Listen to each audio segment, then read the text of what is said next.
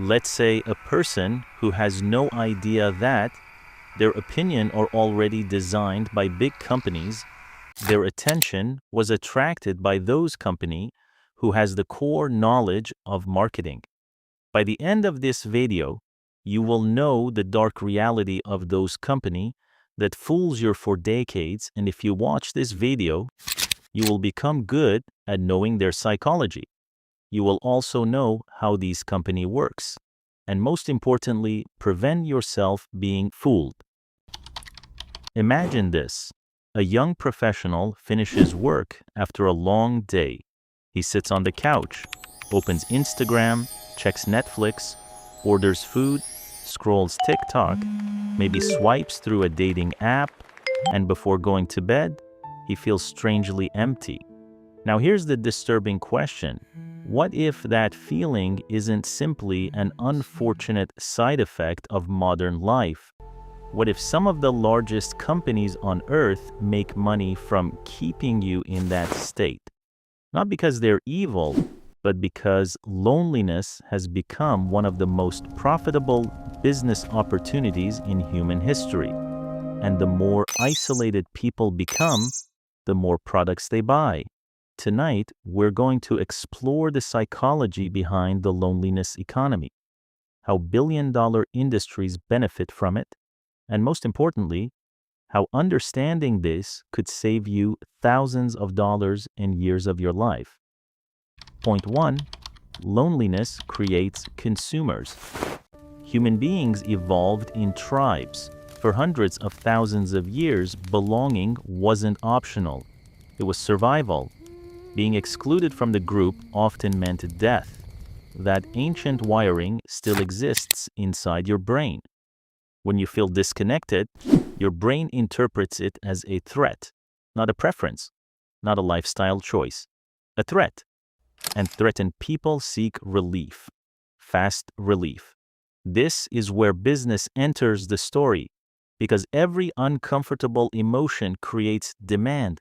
Stress creates demand for entertainment. Anxiety creates demand for distractions. Loneliness creates demand for substitutes. Notice what happens after a lonely weekend. People often shop more, scroll more, eat more, spend more. Not because they need something, because they're trying to fill something. It's like trying to charge your phone with a toaster. Wrong tool, wrong problem.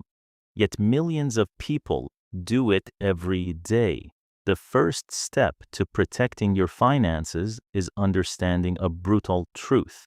Many purchases are not solving practical problems. They're solving emotional ones. And loneliness may be the most expensive emotion of all, which leads us to the next question. If loneliness creates consumers, what industries benefit the most?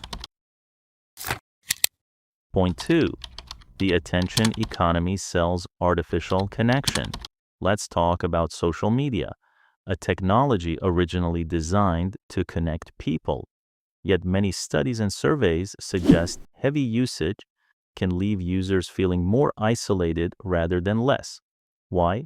Because social media often provides the appearance of connection without the depth of connection. Your brain receives tiny signals of belonging, a like, a comment, a notification, a new follower. Each one delivers a small dopamine reward, just enough to keep you engaged, not enough to make you fulfilled. And that's an important distinction. Think about fast food. It's designed to make you hungry again quickly, not satisfied forever. The attention economy works similarly. The goal isn't to complete your need for connection. The goal is to keep you returning. After all, a customer who feels completely fulfilled is a customer who leaves. The result? Many people now have hundreds of digital connections and very few meaningful relationships. And when genuine connection disappears, another industry steps forward to monetize the gap, the entertainment industry. Point 3. Entertainment is becoming emotional replacement therapy. Now don't misunderstand, entertainment itself isn't the villain. A movie can inspire, music can heal, stories can educate. The problem begins when entertainment becomes a substitute for real life, when Netflix replaces friendships, when gaming replaces community, when endless content replaces meaningful experiences. Ask yourself this: when was the last time you felt truly connected after binge watching 6 hours of content? Exactly. Yet billions of dollars are spent ensuring you never run out of something to watch, something to stream, something to consume. Because loneliness creates attention, and attention creates revenue. The irony is fascinating. Human beings have never had more content, yet many report feeling more disconnected than ever.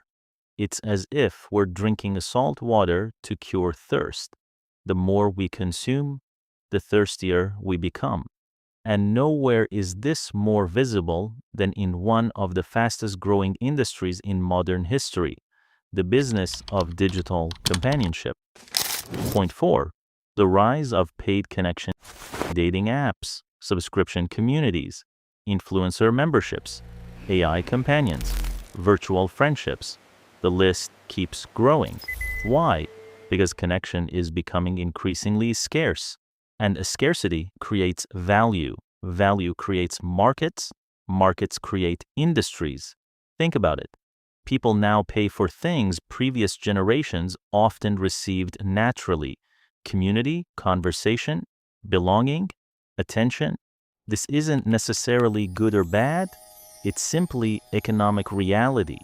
When something becomes rare, its price rises. Here's the financial lesson. Many people believe they are spending money on products. They're actually spending money on feelings: feeling noticed, feeling valued, feeling connected, feeling important. And if you don't understand what emotional need you're trying to satisfy, you become incredibly vulnerable to marketing, because companies can sell endless substitutes, while the original problem remains unsolved, which brings us to the most important point of all: how to protect yourself. Point 5. The wealthiest decision you can make. Here's the paradox. The solution to loneliness is often surprisingly inexpensive: a conversation, a friendship, a community, a shared purpose, a meaningful relationship. Yet these things require effort, I'm just glad you're vulnerability, enjoying it. patience, time, and that's why many people choose convenience instead. But convenience compounds costs, financially and emotionally. The more disconnected someone becomes, the more likely they are to seek expensive substitutes, more subscriptions, more impulse purchases, more distractions, more consumption. The opposite is also true. People with strong communities often make better financial decisions. They experience less emotional spending, less isolation, less dependence on artificial sources of fulfillment. In other words, building This place is relationships even may better be than I one of expected. the highest return Wait investments until we you'll see the ever rest of the make, city. not just emotionally, financially. Conclusion. So here's the uncomfortable truth. The loneliness economy doesn't need you to be happy. It needs you to keep searching, keep scrolling, keep consuming, keep spending. And the moment you understand that, you gain power, because awareness breaks the cycle. The next time you feel the urge to buy something, ask yourself one question: do I need this product, or do I need connection? The answer might save you far more than money. It might save your future. And in a world increasingly designed to monetize loneliness, that awareness is worth more than gold.